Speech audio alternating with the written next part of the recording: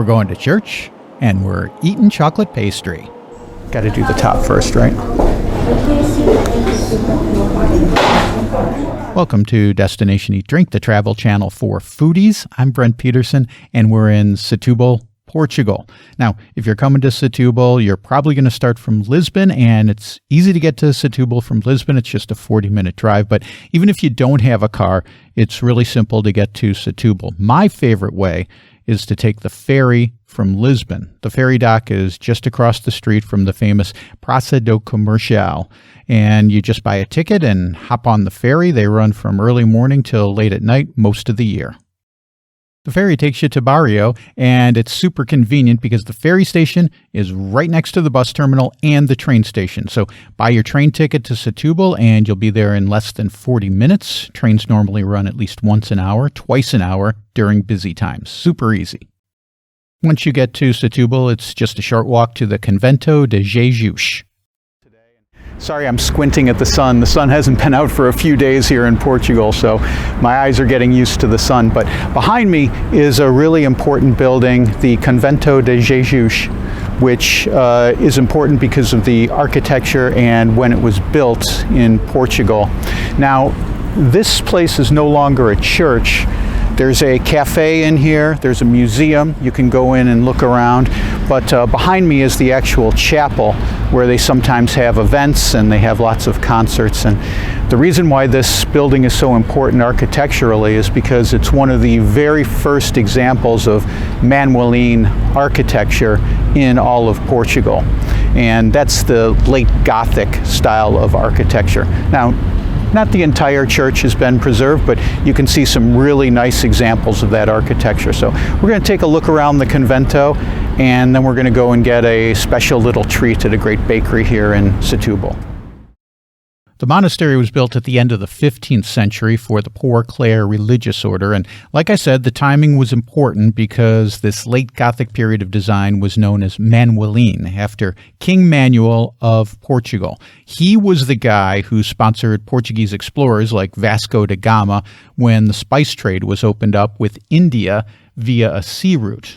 Portugal and Manuel and the whole royal family became incredibly rich, so they could afford to build fancy churches like the Jerónimos Monastery in Lisbon. But one of the first to use this late Gothic design, kind of boxy, kind of ornate at the same time, was this convent, the Convento de Jesus in Setubal.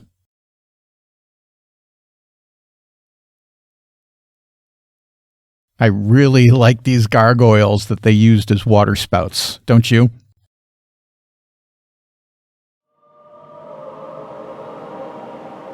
One of the interesting things about Manueline architecture is the use of nautical themes. After all, it was the sailing that brought all the wealth to Portugal, so it was celebrated in these buildings. The columns inside the church resemble twisted ropes, like the ones used on Portuguese ships.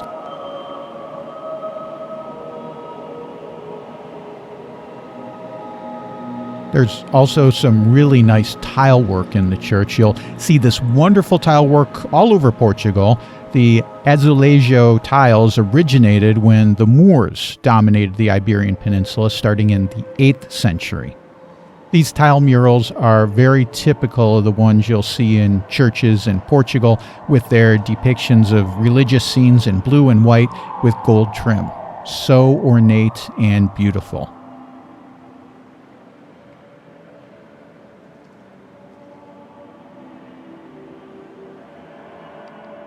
The convent itself is now a museum. You can see where the nuns prayed in their own chapel. There's also a little snack bar, and surprisingly, they've got a really good wine list. Walking to the snack bar, you'll pass by the courtyard cloister. They sometimes hold concerts here in the summer. It's an amazing place to hear music. Check out the pillars and arches, too. Definitely in that same Manueline style. Okay, enough culture and history. I'm starving, so let's eat. My favorite bakery nearby is Docino do Mel, and not just for their slogan, but their slogan is pretty freaking great, right?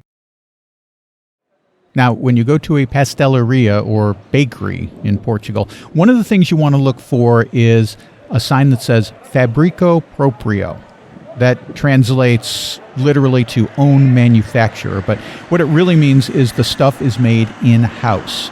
And that's really important because a lot of the little shops and snack bars that you see in Portugal, they buy in industrial-made bread and pastries. And it's good, but it's not homemade and not fantastic right out of the oven like the Fabrico Proprio places who make their own. Now, most places will have a sign in the window that says Fabrico Proprio, and I've looked and looked and looked for one at Convento de Jesus, but it's nowhere to be seen. However, they definitely make their own stuff. The kitchen's right there, and you can see them making their pastries with your very own eyes. Convento de Jesus has great bread. Their coffee's really good too, but we're here for a little pastry called pyramide, or also you might see it labeled as pyramide de chocolat. The name obviously comes from the cone shape of the pastry. It's made from chocolate cake and covered in chocolate. How can you not love that? The thing is, the pyramide is made from scraps of other chocolate cakes. So when they trim a cake to get it to be just the perfect shape, they don't throw away the little end pieces and whatnot. They take those little bits and mold it into the pyramid shape. Pretty ingenious, huh? All right, let's give it a try. All right, so we got our pyramide at Convento de Jesus. This is a great little bakery here in Setubal. Plus, I had to get 3 more because we're having friends over tonight for a little snack before we go to a concert at the Convento. So I got some to take away. But then I got the big one. So they got a big one and they got a small one. This is the big one. And you can see it is nice sized. It's covered in chocolate. I'm going to take a bite. Got to do the top first, right?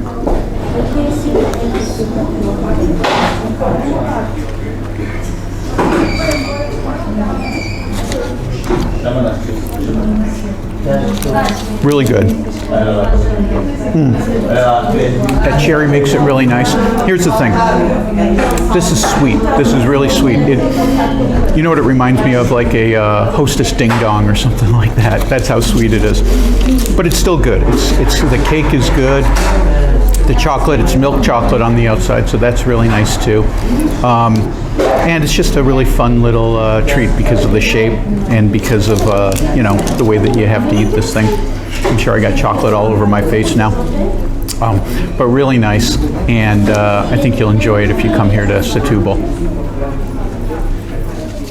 You can enjoy your pyramide in Convento de Jesus. They've got seating in there, but there's also a courtyard out back, and only the locals hang here. I've even seen old guys sitting here playing chess. Really cool local spot. Well, that's it from Setubal. I'm Brent Peterson, and for Destination Eat Drink, I'll see you down the road.